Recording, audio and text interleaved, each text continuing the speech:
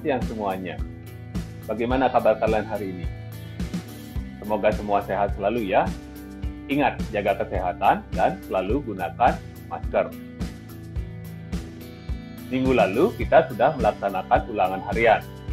Di pertemuan kali ini, Pak akan membahas bab selanjutnya, yaitu partikel penyusun benda dan makhluk hidup.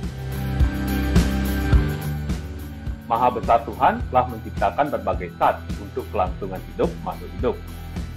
Tuhan juga telah menciptakan berbagai proses untuk menunjang kelangsungan hidup dari makhluk hidup, seperti proses fotosintesis. Pada proses fotosintesis, air dan karbon dioksida diubah menjadi oksigen dan energi yang berguna bagi makhluk hidup yang lain. Daun yang sudah kering, dia akan jatuh dan terjadi proses dekomposisi.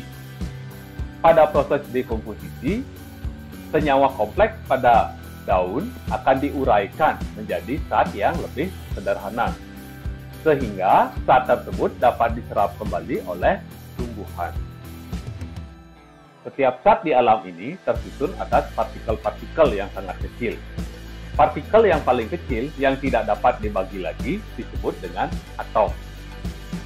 Nah, bagaimana penjelasan lebih lanjut tentang partikel-partikel zat tersebut? Mari kita simak pembelajaran berikut ini.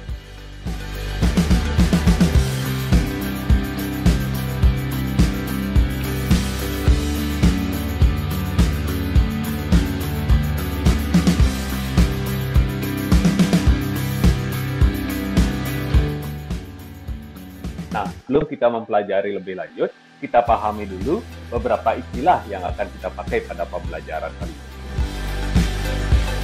Nah, yang pertama adalah partikel, di mana partikel itu merupakan bagian terkecil dari suatu materi yang masih mempunyai sifat materi itu. Partikel, dia dapat berbentuk atom, dapat berbentuk molekul, dan juga dapat berbentuk ion. Atom itu merupakan bagian terkecil dari suatu unsur yang masih memiliki sifat dari unsur tersebut.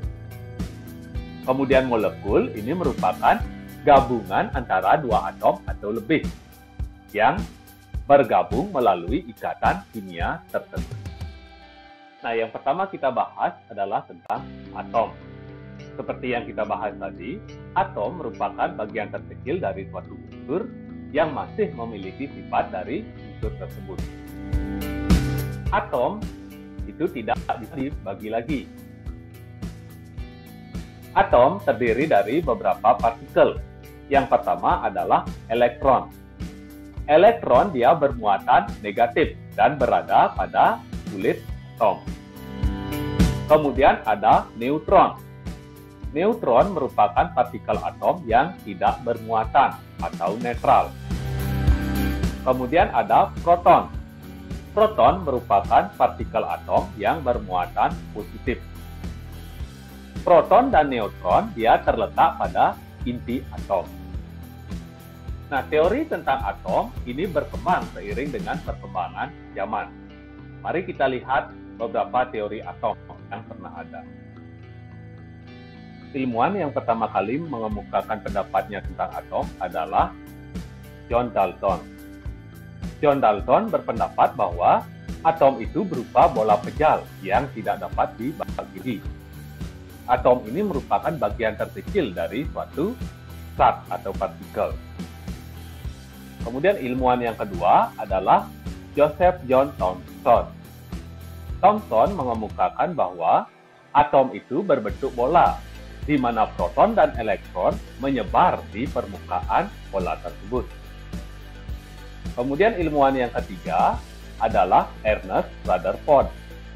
Rutherford berpendapat bahwa atom itu terdiri dari inti atom yang berupa proton dan neutron. Kemudian elektron dia mengelilingi inti atom tersebut. Nah, teori dari Rutherford disempurnakan kembali oleh Niels Bohr. Niels Bohr mengemukakan bahwa inti atom terdiri dari proton dan neutron. Kemudian elektron mengelilingi inti atom pada lintasan tertentu yang disebut dengan orbit atau kulit atom. Nah, kemudian yang terakhir adalah teori modern atau mekanika gelombang. Nah, teori modern ini akan kalian pelajari pada tingkat yang lebih tinggi, yaitu di SMA ataupun di SMK. Pada teori mekanika gelombang, pada inti atom itu terdapat proton dan neutron. Sedangkan elektron, ia berada di luar dari inti atom berupa awan elektron. Nah, sekarang kita lanjut tentang molekul. Molekul merupakan gabungan dari dua atom atau lebih. Molekul ada berupa molekul unsur, ada berupa molekul senyawa. Nah, kita ambil contoh. Atom U dan atom H. Nah, ketika ada dua atom U bergabung menjadi satu, membentuklah dia O2 atau oksigen.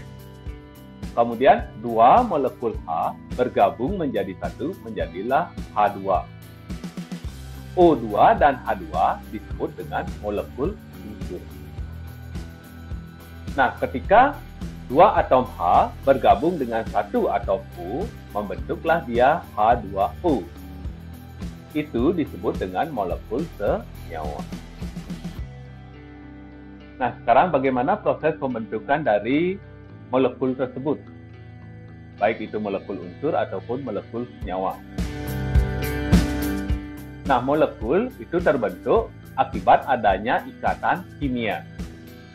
Ikatan kimia itu terjadi karena adanya penggunaan elektron secara bersama-sama. Elektron itu terdapat pada kulit atom. Misalkan kita ambil contoh H2O. Pada molekul H2O itu terdapat dua atom H dan satu atom U.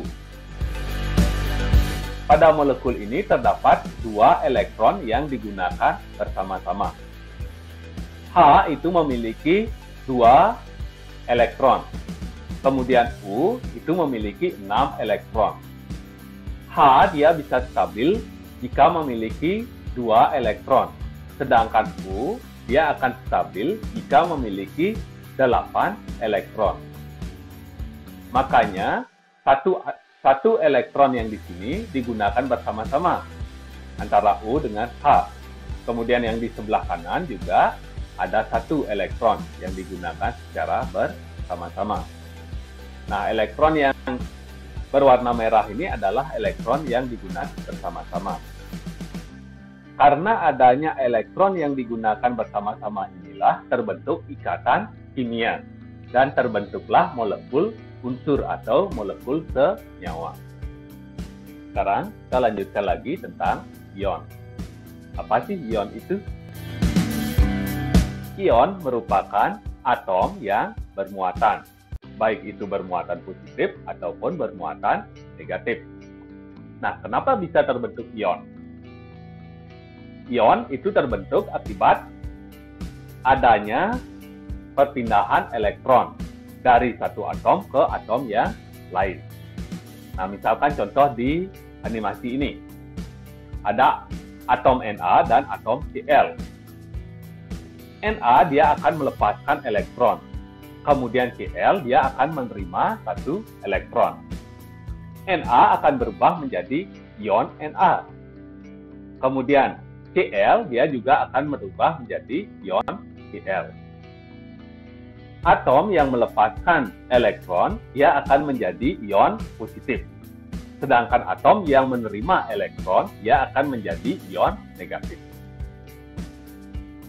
Atom yang melepaskan elektron disebut dengan kation. Sedangkan atom yang menerima elektron disebut dengan anion. Bagaimana? Bisa kalian pahami tentang atom, molekul unsur, molekul senyawa, dan juga ion? Nah, sekarang Pak akan lanjutkan tentang nomor atom dan nomor massa. Apa itu nomor atom? Apa itu nomor massa? Nah, nomor atom itu merupakan jumlah proton, di mana pada atom netral, jumlah proton itu sama dengan jumlah elektron. Ingat, pada atom netral. Pada atom netral, jumlah proton sama dengan jumlah elektron. Itulah yang disebut dengan nomor atom. Kemudian nomor massa. Nomor massa merupakan jumlah dari proton dan jumlah neutron. Jadi jumlah proton ditambah dengan jumlah neutron. Proton dan neutron itu terletak pada inti atom. Jadi nomor massa itu adalah jumlah partikel yang ada pada inti atom, yaitu jumlah proton ditambah dengan jumlah neutron. Nah, nomor atom dan nomor massa bisa ditulis pada lambang unsur, seperti gambar ini. Dirumuskan dengan X, A-nya di atas, Z-nya di bawah. X itu merupakan lambang unsur. Lambang unsur itu bisa berupa O, H, He, dan yang lain-lain. Kemudian A itu merupakan nomor massa. Jumlah proton ditambah dengan jumlah neutron. Kemudian Z itu merupakan jumlah proton. Atau pada atom yang netral itu juga berupa jumlah elektron. Dari lambang unsur ini, kita bisa menghitung berapa jumlah proton dan berapa jumlah elektron pada suatu unsur. Untuk informasi lebih lanjut, kalian bisa membaca di buku paket dan buku pendamping materi. Kalian juga bisa men-searching di Google. Nah, hanya itu yang bisa Pak sampaikan. Ingat, jaga kesehatan dan selamat belajar.